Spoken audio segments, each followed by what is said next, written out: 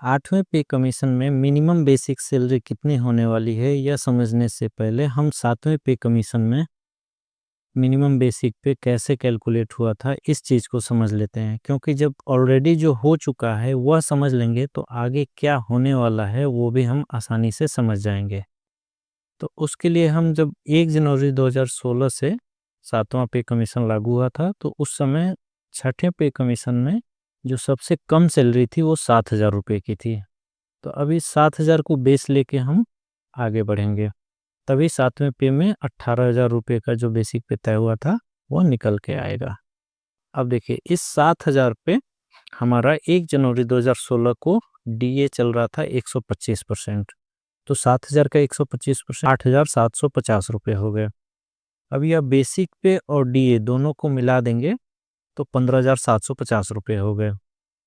अब इतना पेमेंट आपको 1 जनवरी 2016 को ऑलरेडी मिल रहा था और 7वें पे कमीशन ने इस पे 14.3% का इंक्रीमेंट दिया और इसी को 14.3% के इंक्रीमेंट के बाद से जो फिटमेंट फैक्टर निकल के आया था वो 2.57 का निकल के आया था। तो सारे लोग 2.57 फैक्टर की ही बात करते हैं, रियल इंक्रीमेंट कितना हुआ था ये कोई नहीं बताता है।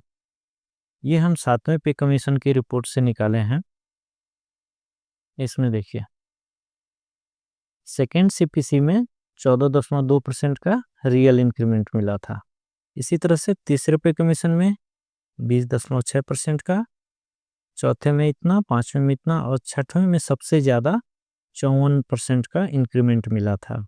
तो 7वें पे कमीशन ने इन सब चीज़ों को देखते हुए और भी बहुत सारी चीज़ों को एनालाइज करते हुए 14.3% का वन टाइम इंक्रीमेंट दे करके 7वां पे कमीशन लागू किया गया था। ठीक है, अब इतना समझ लिए 14.3% आ गया है हमारे पास। अब देखिए वो 14.3% ऑलरेडी जो आप 1 जनवरी 2016 को पेमेंट ड्रॉ कर रहे थे बेसिक पे और डीए उस पे लगेगा। तो इस पे 14.3% करने पे 2252 रुपये आ जाते हैं। अब इन दोनों को जोड़ करके जो अमाउंट आएगा वो हो जाएगा 7वें पे कमीशन का मिनिमम बेसिक पे, जो कि 18,002 रुपये, इसको राउंड ऑफ करके 18,000 रुपये तय कर दिया गया था। ये 18,000 रुपये तय हो गया और फिटमेंट फैक्टर आ गया यहाँ पे 2.57। ये फिटमेंट फैक्टर कैसे निकला था इसको एक बार बता देते हैं। फिटमेंट फैक्टर का मतलब होता है कि वह अंक जिससे हम बेसिक पे अभी जो चल रहा है वो बेसिक पे में गुणा कर दें तो नया बेसिक पे निकल जाए, जैसा कि हमने अभी पीछे देखा था। तो 7,000 रुपये था हमारा बेसिक पे, उसमें फिटमेंट फैक्टर से गुणा कर देंगे तो 18,000 रुपये आ जाएगा। जब इस इक्वेशन को सॉल्व करेंगे तो फिटमेंट फैक्टर 2.57 निकल के आएगा, जो कि बाकी सारे लोग इसी तरीके से बात करेंगे। 2.57 पिछली बार लगा था तो इस बार भी उतना ही लग सकता है। अब देखिए 8वें पे कमीशन में जाने से पहले हम आपको एक चीज़ दिखाना चाहते हैं। देखिए यहाँ पर 8वें पे कमीशन 1 जनवरी 2026 से लागू, कितनी बढ़ेगी सैलरी। ये सिर्फ 2 दिन में 1.1 मिलियन इनका व्यू है, मतलब ये बहुत बड़ा चैनल होगा। ठीक है, लेकिन इन्होंने देखिए किस तरीके से 18,000 को सीधा 46,200 पे लेके जा रहे हैं। और ऐसा ही एक और चैनल है ये, यहाँ पर भी 18,000 से सीधा 46,200 रुपये तक की बात की जा रही है। 1 जनवरी 2026 से लागू होगा ये भी। ठीक है, ये सिर्फ 2 ही चैनल नहीं है, ऐसे बहुत सारे चैनल हैं जो आपको इसी तरीके से, और ये तो सिर्फ 46,200 की बात कर रहे हैं। कुछ लोग तो मिनिमम 18,000 से 51,000, 18,000 से 54,000 तक की बात कर रहे हैं कि मिनिमम सैलरी होगी। अब यहाँ पर देखिए आप लोगों के मन में तो ये आ जाएगा कि यार चलो 46,000, 50,000, 51,000 नहीं, कम से कम 40,000 तो मिनिमम हो ही जाएगा, 18,000 जिसकी सैलरी होगी उसकी। अब इतना जब उम्मीद लेके हम सरकार से बैठ जाएंगे, फाइनली जब 8वां पे कमीशन लागू होने का टाइम आएगा तब इतना तो हमें मिलने वाला है नहीं, बहुत ही कम ही मिलेगा। वो हम आगे अभी आपको बताएंगे किस तरीके से आपको कम मिलेगा। और जब वो कम मिलेगा तब आप सरकार को दोष देंगे कि यार सरकार ने तो बहुत कम पैसा दिया हमें, सरकार ने कुछ दिया ही नहीं, क्योंकि ये लोग हाइप बना के रखे हुए हैं पहले से। खैर चलिए ठीक है, अब अपना वीडियो में आगे बढ़ते हैं। अब देखिए 8वें पे कमीशन जो 1 जनवरी 2026 से लागू होने वाला है, लेकिन वो कब जाके इम्प्लीमेंट होगा वो हो सकता है 2027 में हो, 2028 में हो, लेकिन आपको मिलेगा पेमेंट 1 जनवरी 2026 से ही, ठीक है? अब 7वें पे कमीशन का सबसे जो बेसिक पे है, सबसे कम से कम बेसिक पे 18,000 रुपए का है, जो कि यहाँ से लिया गया है, ठीक? अब इसमें अभी के टाइम पे जो हमारा डीए चल रहा है जनवरी से जून के समय में 55% चल रहा है, लेकिन हम यहाँ पे 59% लिए हैं, क्योंकि 1 जनवरी 2026 को हम मान के चलते हैं कि 59% डीए हो जाएगा।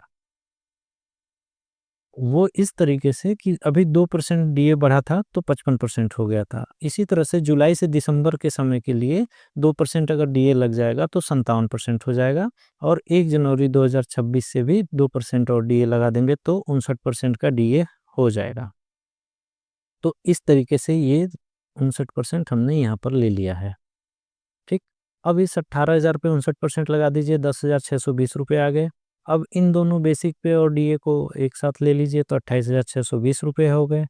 अब यहाँ पर देखते हैं कि हमको पहले 14.3% का इंक्रीमेंट मिला था 7वें पे कमीशन की तरफ से।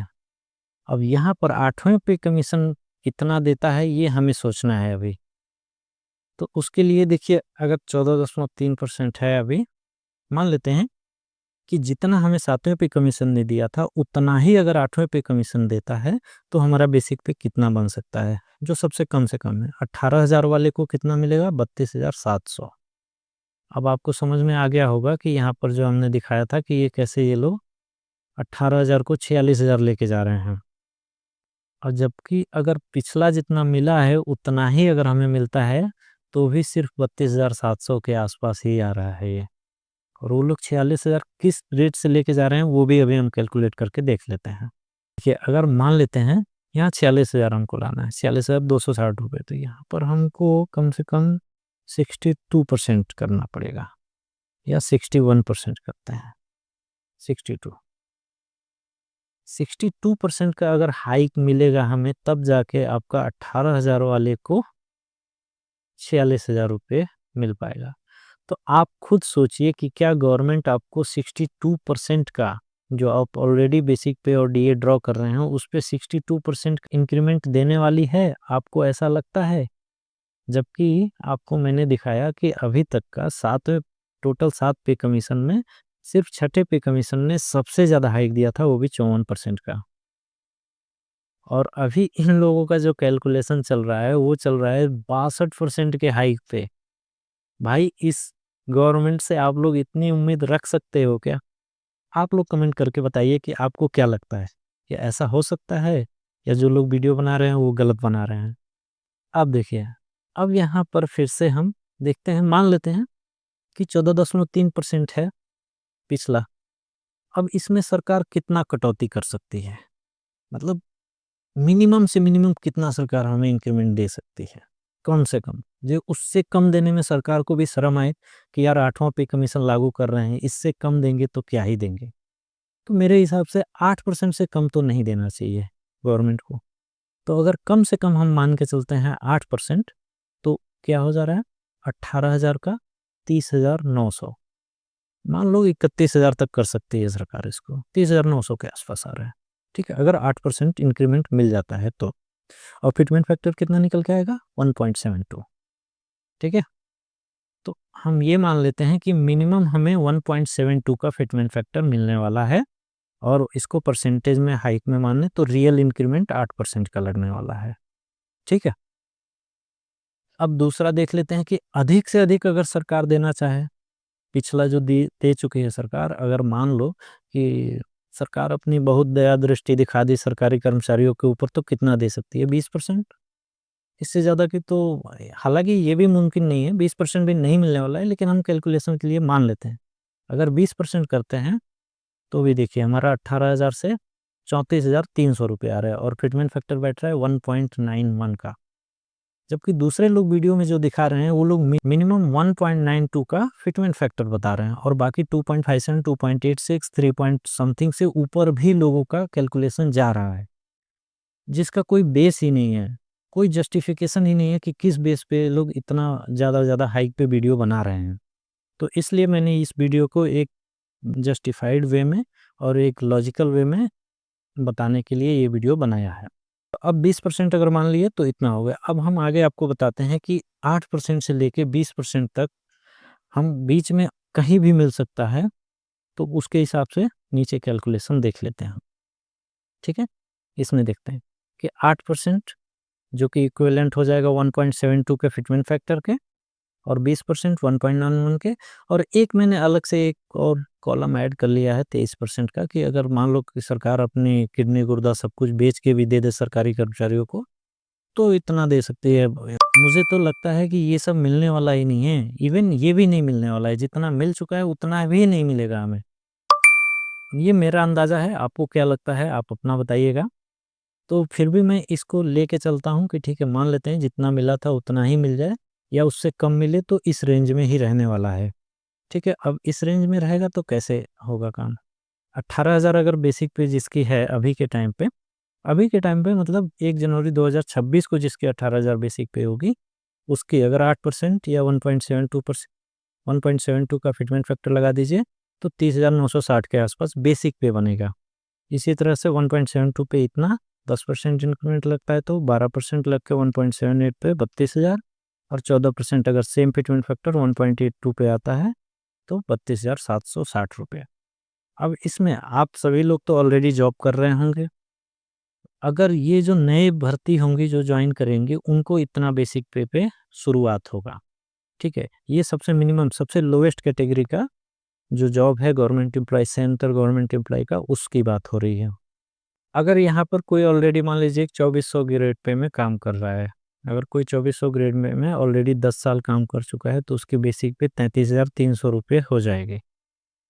अब इस 33,300 रुपये को कितना बेसिक पे मिलने वाला है, आप अपनी बेसिक पे तो आपको पता ही होगी, या 1 जनवरी से कितना बेसिक पे आपका और बढ़ के हो सकता है, वो आप डाल लीजिएगा। यहाँ 33,300 अगर हम डाल देते हैं, तो देखिए 57,000 से लेके 60,000 के बीच में आपका बेसिक पे बनने वाला है, इतना आप मान के चलिए। यहीं पर आप अलग-अलग जो भी आपका किसी का 25,400 मान लो जो भी है बेसिक पे वो आप डाल लेंगे, ये ऑटोमेटिक कैलकुलेट होके आ जाएगा। किसी का मान लीजिए कि 60,000 रुपये है ऑलरेडी,